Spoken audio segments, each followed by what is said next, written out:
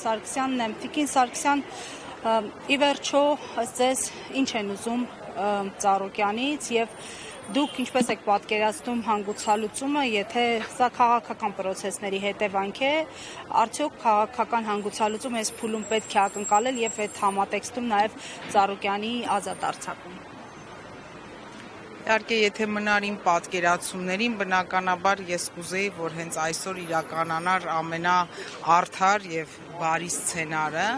բայց ինչպես դուք նշեցիք, այո, սա ունի քաղաքական բովանդակություն, սա քաղաքական նշանակություն ունի եւ անկեղծ ասած այսօր նույնիսկ տեղյակ չենք դեռ ինչ հարցով է պարոն Ծառուկյանը այստեղ գտնվում, քննությունը ինչ հարցով է ընթանում, հասկանանք թե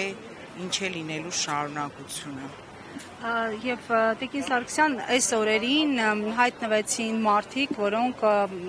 իրենց խոսույթում, հայտարարություններում անվանարկեցին Գագիկ Ծառուկյանին։ Դուք ինչպես եք վերաբերվում որպես Ծառուկյանի աջակից, գործընկեր այսպիսի դրվագներին։ Գիտեք, ես արդեն մարդկանց տեսակի վրա չեմ զարմանում, ամեն ինչ էլ կարող է լինել, բայց ես կարծում եմ, որ ժամանակը ամեն ինչ բերելու է իր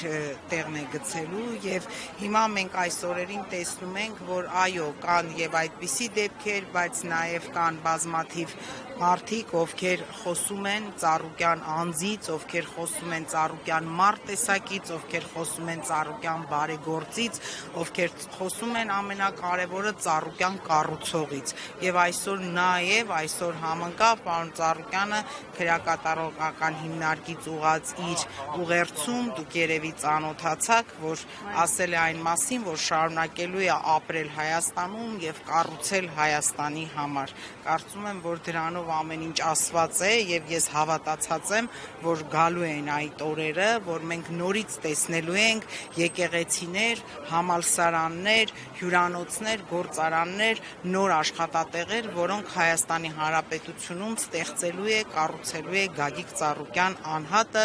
բարերարը, մարդը, Հայաստանի Հանրապետության քաղաքացի։ Հասկանալի է, շնորհակալություն։